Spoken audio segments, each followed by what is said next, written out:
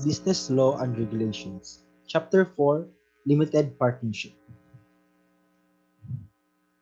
Limited partnership starts with Article 1843, which provides the definition of limited partnership. The article states that a limited partnership is one formed by two or more persons under the provision of the following article, having as members one or more general partners and one or more limited partners. The limited partner as such shall not be bound by the obligation of the partnership. So as you can see, we can easily understand what is a limited partnership. It is a partnership in which one or more should be general partners and one or more should be limited partners. Because if there is no limited partners, then the partnership is considered as general partnership. But with the entry of a limited partner, then it will be considered as a limited partnership. And take note that limited partnership are not bound with the obligations of the partnership. So what does it mean? Basically, the liabilities of the partners are with the partnership only, and they are not liable to outside creditors or outside parties. Their main liability, as a general rule, is with the partnership only. So, here are the characteristics of a limited partnership. First is formed by compliance with statutory requirements, which will be discussed further in Article 1844. Next is that one or more general partners control the business. As being required, it must have at least one general partner. And since it is a limited partnership, it must have also one or more limited partners who contribute to the capital and share in the profits but do not participate in the management of the business and are not personally liable for partnership obligations beyond their capital contributions. Fourth characteristic is the limited partner may ask for the return of their capital contributions under conditions prescribed by law. And last is that partnership debts are paid out of common fund and the individual properties of a general partners. Obviously, limited partner only has limited liability. Kung ano ang contribution, yun lang din ang pwede mo kuha. Unless a general partner na kung saan kahit yung personal properties is pwedeng habulin. Once hindi na masatisfy ng partnership assets yung kanyang obligations to the outside creditors. Next is Article 1844. So this article provides the statutory requirements needed in forming a limited partnership. As you can see, there are a lot of requirements and things that is needed to be signed in this certificate, such as the name of the partnership, the character of the business, the location, the name and place of residence of each member, and such.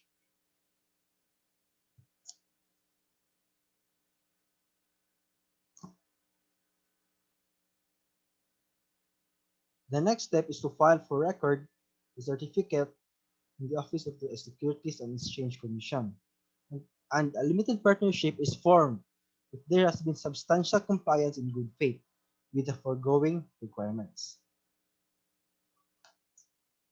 Limited partnership not created by mere voluntary agreement. The law is stricter when it comes to the formation of a limited partnership. Requirement of the statutes must be followed so that public notice may be given to all who desires to know the essential features of the partnership. It is formed when there is a substantial compliance in good faith with the requirements set in this article. If not followed, then it is classified as general partnership. Next is Article 1845. The contributions of a limited partner may be a cash or other property, but not services. A limited partner cannot contribute services. Why is that so? Because if the contribution of a limited partner is a services, the partner is now considered as general industrial partner. So, as what I've mentioned earlier, a limited partner cannot contribute services. But a limited partner can also be a general partner at the same time. But it should be stated in the certificate provided in Article 1844. Contribution of a limited partner must be made before the formation of the partnership. And as to the additional contribution, it will be recognized later on. Article 1846. The surname of a limited partner shall not appear in the partnership name. Because if nakalagay yan sa partnership name, then the limited partner is treated as a general partner, unless it is also the surname of a general partner, or prior to the time when the limited partner became such, the business has been carried on under a name in which his surname appeared. This simply means that the limited partner is not liable if his surname is used in the partnership name before the limited partner has arrived and the partnership wishes to maintain it. A limited partner whose surname appears in a partnership name, contrary to the provisions of the first paragraph, is liable as a general partner to partnership creditors to extend the credit to the partnership without actual knowledge that he is not a general partner. So general rule, when you are a limited partner, your name must not appear in the partnership name unless it is also a surname of a general partner or the name is already used before your arrival. Article 1848. A limited partner shall not become liable as a general partner unless, in addition to the exercise of his rights and power as a limited partner, he takes part in the control of the business. So if you are a limited partner, you have a limited liability. And limited din yung pwede mong gawin sa isang partnership. Because in the first place, you are just treated as an investor or a contributor. So you have no right on how to handle the business. But the moment that you took part in the administration of the business, then you will be held liable as a general partner because that is out of your scope. Next one is Article 1849. After the formation of a limited partnership, additional limited partners may be admitted upon filing an amendment to the original certificate in accordance with the requirement of Article 1865. So based on the statutory requirements stated in Article 1844, the partners have a right to admit additional limited partners. The law is not so strict when it comes to limited partners because, as what I've said in the previous articles, the limited partners are just treated as investors or contributors to the business. Article 1851. A limited partner shall have the same rights as a general partner to, first is, to have the partnership books kept at the principal place of business of the partnership, and at a reasonable hour to inspect and copy any of them. Second, have a demand, have on demand true and full information of all things affecting the partnership, and a formal account of partnership affairs whenever circumstances render it just and reasonable. Third, have dissolution and winding up by the decree of court. So a limited partner shall have the right to receive share of the profits or other compensation by the way of income, and to the return of his contribution as provided in Articles 1856 and 1857. So this article specifically talks about the rights that a limited partner have in a partnership. A limited partner has a first right to have a partnership books kept at the principal place of business. Second, right to inspect or copy books at a reasonable hour. Third, right to have on demand true and full of all things affecting the partnership. Fourth, right to have formal account of partnership affairs whenever circumstances render it just and reasonable. Fifth, right to ask for dissolution and winding up by decree of court. Sixth, right to receive share of profits or other compensation by way of income. And last is the right to receive return of contributions provided by the partnership assets are in excess of all its liabilities. Next is Article 1853. A person may be general partner and a limited partner in the same partnership at the same time, provided that this fact shall be stated in the certificate provided in Article 1844. A person who is a general partner and also at the same time a limited partner shall have all the rights and power and be subject to all the restrictions of a general partner, except that in respect to his contributions, he shall have the right against the other members which he would have had if he were not also a general partner. So what does it mean? When it comes to the liabilities of a general partner, pwedeng mahabol sa limited partner. When it comes to his contributions, he is treated as a limited partner. So When it comes to the capacity as a general partner, the right and powers is okay. When it comes to his capacity being a limited partner, the basis will be in respect of his contributions. Next article is Article 1855. Where there are several limited partners, the members may agree that one or more of the limited partners shall have a priority over other limited partners, and as to the return of their contributions, as to the compensation by way of income, or as to any other matter. If such agreement is made, it shall be stated in a certificate, and in the absence of such statement, all the limited partners shall stand upon equal footing. So this article talks about the limited partners having a hierarchy of priority of importance, that a certain limited partner will receive bigger contribution or maybe income and any other matter that pertains to the rights and obligations than the other limited partners or the other way around. They can have an agreement on who got the higher priority or who is the lesser priority, as long as it is stated in the certificate. And in the absence of such statement in the certificate, then all the limited partners shall stand upon equal footing. Article 1856.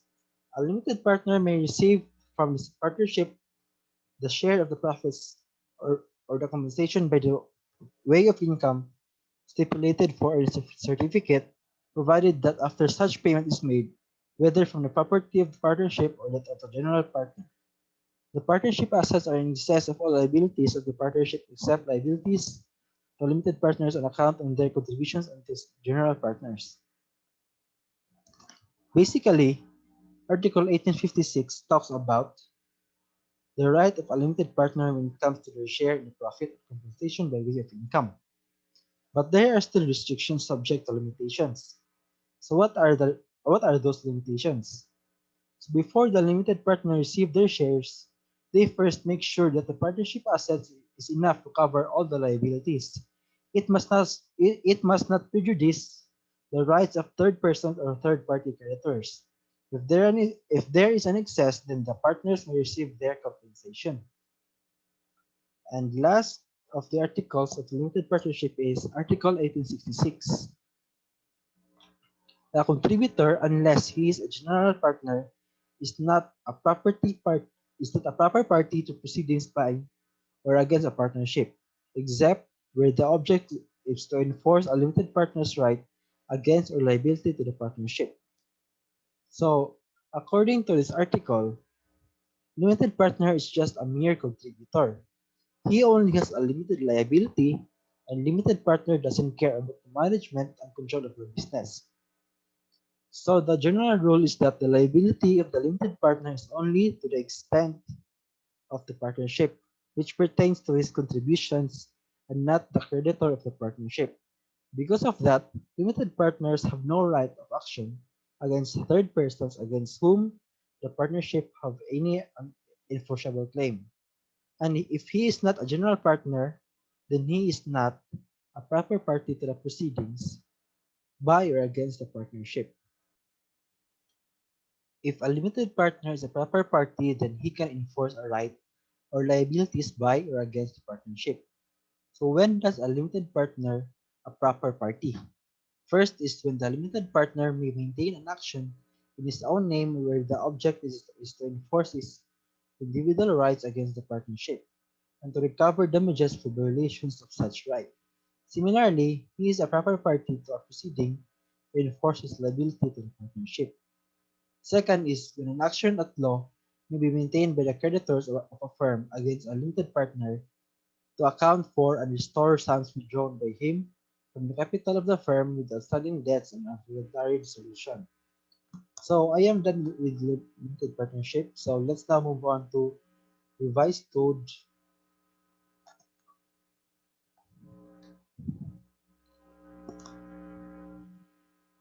revised corporation code of the Philippines, RA 11232. So first is section 10. In this section, it is said that under revised corporation code, it is allowed it is okay to have artificial persons as the incorporators. unless otherwise provided under special laws, except for banks, have minimum at least 5 but not more than 15 directors, as required by the General Banking Law, which is not allowed to organize a one-person corporation. And in such cases that one-person corporation occurs, then the name must have OPC at the end of it. Next is Section 11. In this section, the corporation has option to perpetual existence, unless its articles of incorporation provides otherwise or if there is a fixed term provided in the article. But if silent, then it is deemed perpetual.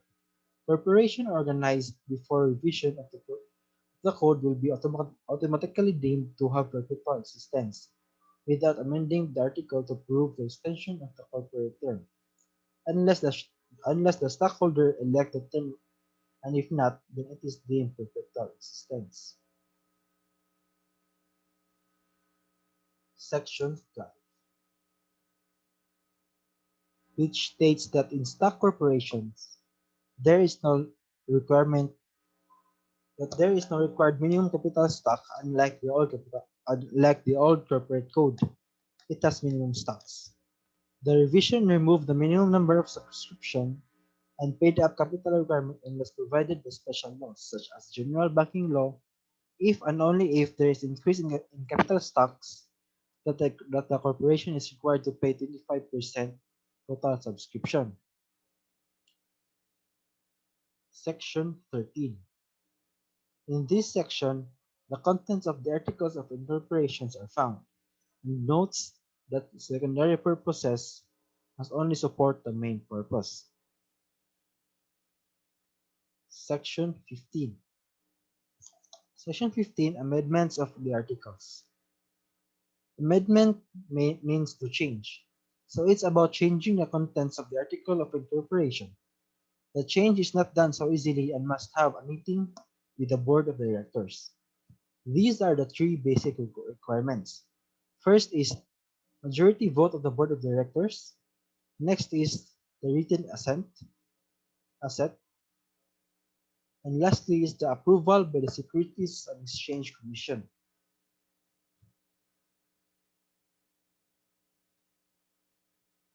Section 16. Grounds when article of incorporation or amendment may be disapproved is when, first, if it is not in incorrect form, since the Securities and Exchange Commission is very strict with the form of the articles of incorporation that even tiny errors are not allowed.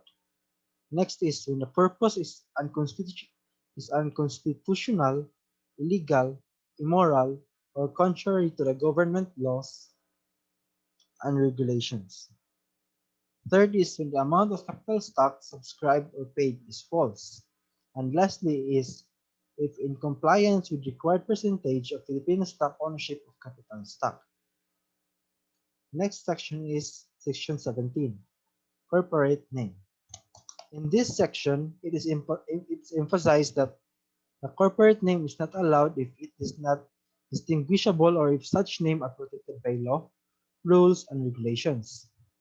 Vulgar and deceptive names are not even allowed. And if you register the name and the name is therefore accepted, but the name already exists and must have an error, the company will be ordered immediately to cease from using name and is forced to register a new name. Next section is section 18. This section talks about the process of having corporate existence. First is registration of name. Then when the name is accepted, then you will submit the articles of incorporation to the Securities and Exchange Commission.